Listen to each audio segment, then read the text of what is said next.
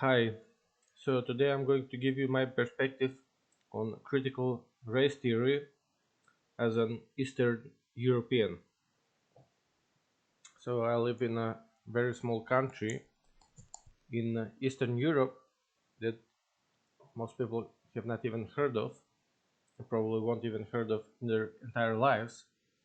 But I thought it would be interesting to kind of talk about critical race theory and the issues surrounding that from my perspective and from a perspective of someone who's from Eastern Europe and who's far away from the United States and far away from the politics and all of that kind of stuff.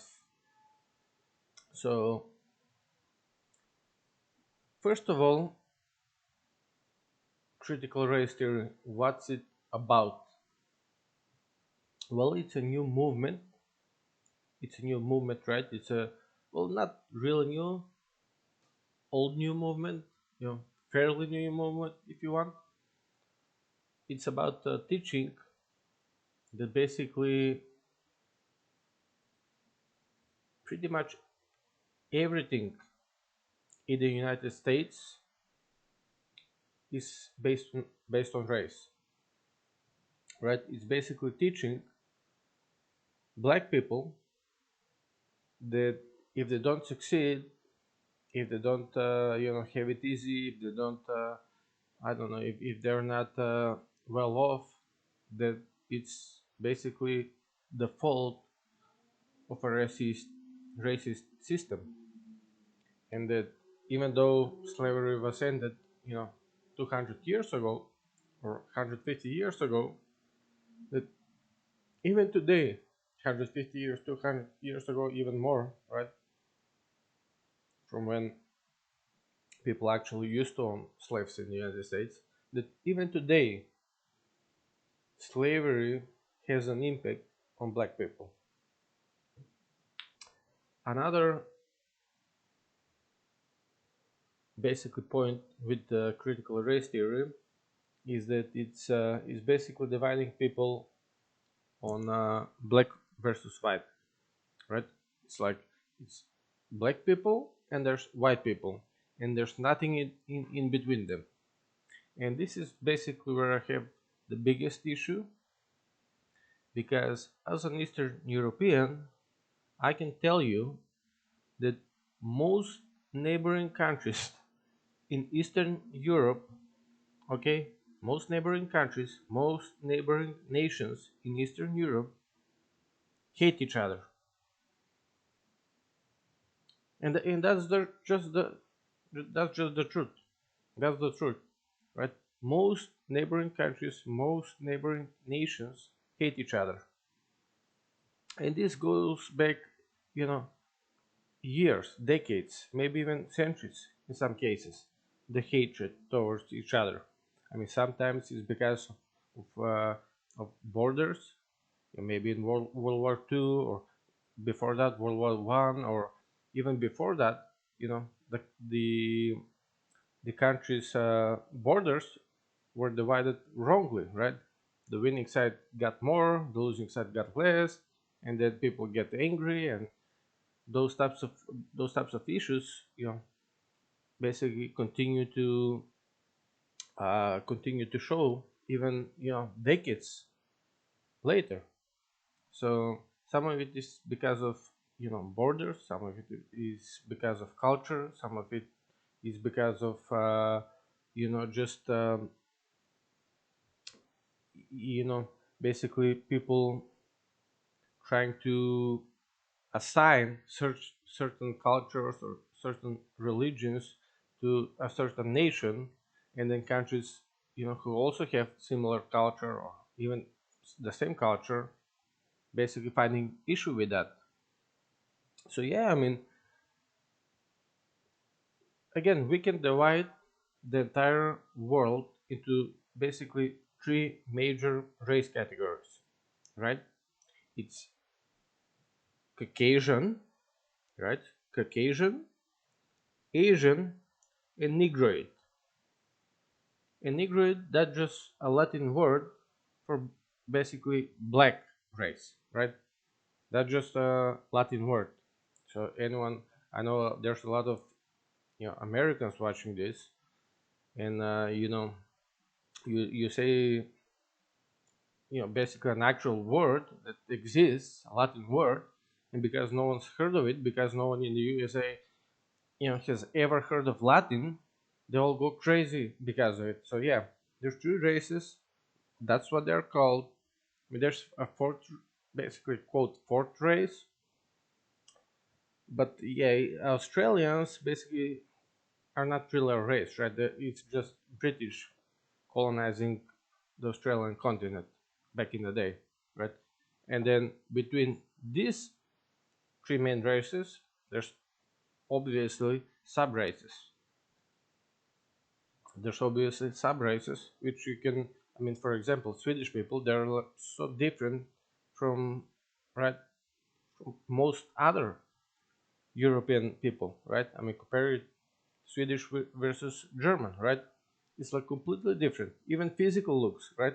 Most Swedish people have blonde hair and blue eyes. Blonde hair and blue eyes, right?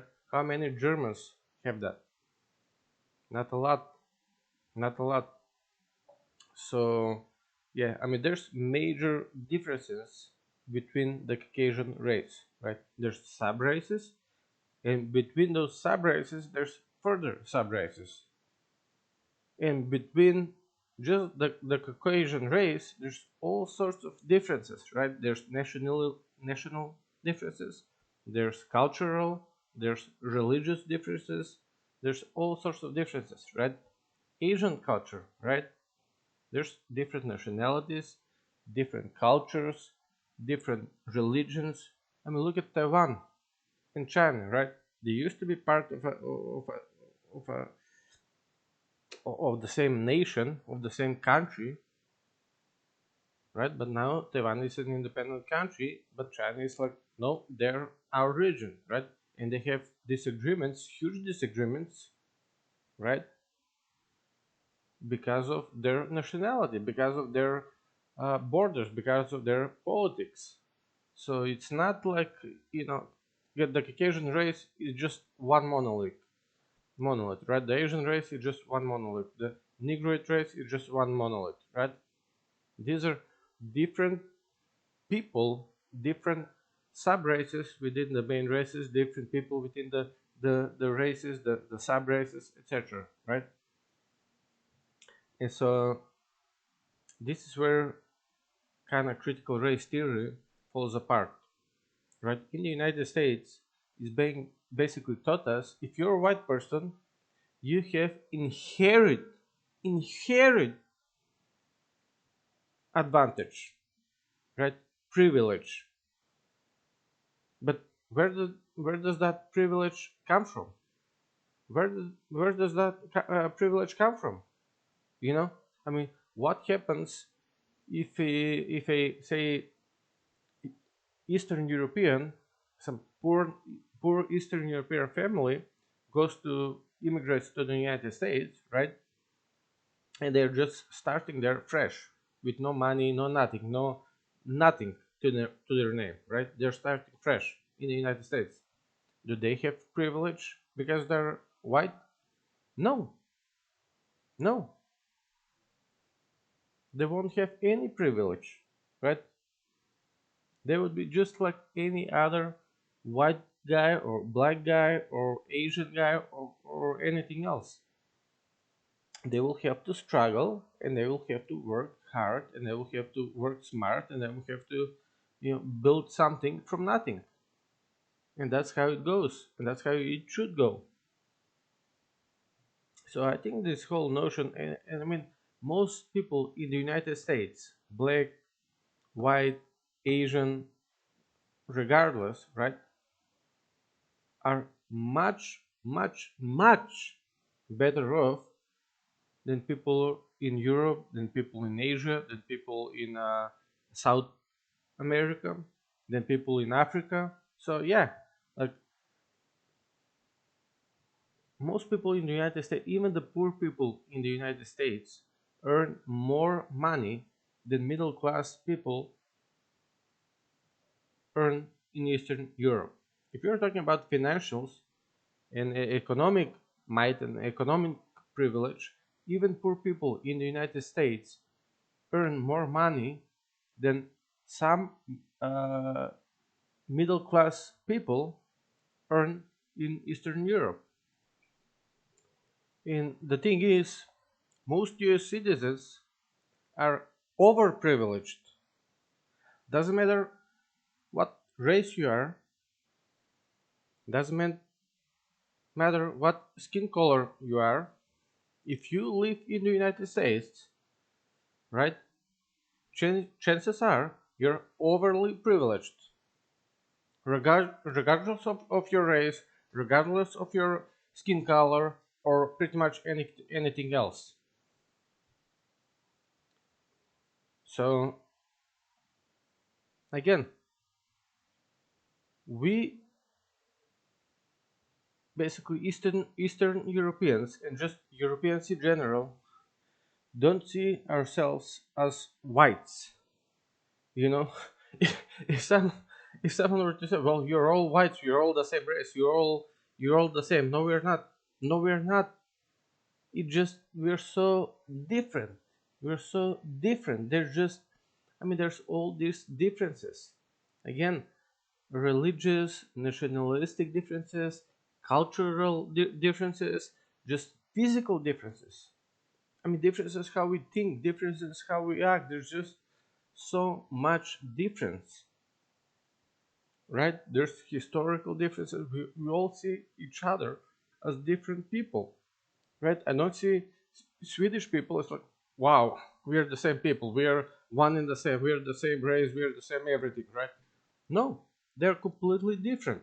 Same with German people. I don't see German people say, wow, my brothers and sisters. No, completely different. Completely, they have completely different culture. They have completely different ways to act, right? Germans are very hardworking. They're very, just precise, calculated. The sort of more serious types, right? In Sweden, they're also kind of like, less emotional. They're kind of like reason and logic based, right? And I think, for example, some of the Eastern European countries, for example, they're more kind of more. I don't know how would you put it. Basically, well, it's basically more. More friendly essentially, right? More empathetic, kind of like, we're more likely to kind of, befriend other people, right? We're more likely to kind of, have, a good time with people, so I mean, there's obviously all sorts of differences between all of the European nations and countries. It's not one and the same, right? If you look at Asians, right, different race, but are they all the same? Are Asians all the same? No, there's complete and utter differences. I mean, look at China and Taiwan. Mostly, historically the same people from the same region, from historically the same kind of lineage, right? But they're two different countries, two different nationalities today, right? I mean, whether it's based on politics, whether it's based on whatever the case might be. And how can you compare China to Japan, for example, right? Completely different culture, completely different culture. North Korea, completely different culture, right? There's all these differences, religious differences, etc. Right? It's not the same people. It's not, and even within sub races, right? You basically you have to go to the individual level. You have to go to each individual and what they stand for, what their ideas are, who are they as a person. So again, critical race theory from a basically outsider perspective doesn't make any sense. Doesn't make any sense. And to say that, I don't know, black people in general are still kind of oppressed, or still kind of, I don't know, basically held down, especially by quote white people. Even today, 21st century, 2021, because 300 years ago there was slavery, which the United States was one of the first countries in the entire world to end slavery. The United States was one of the first countries to end slavery, and there was a large civil war for it, right? But again, to say that there's still, I don't know, still some sort of bias against black people in 2021, that just that's just silly. That's just not serious. That's just, I don't know. I don't see that as being serious. There's a lot of people who are basically selling books, who are basically selling access, who are basically, in these positions, who are earning a lot of money. And I think that's what it is. It's profitable these days is in the United States, right? To say that, everything is racist, everything is, I don't know, sexist, everything is, you know some sort of phobic, right? Everything here is basically an issue, right? Everything is an issue, and everything needs a new solution, and everything needs to be rebuilt from the ground up. And just, yeah, I don't I, again, if you go to the United States, right, and you look at every single aspect, like financial aspect, cultural aspect, happiness levels, household ownership levels, etc., right? It's way above the average. It's way above countries all over the world, right?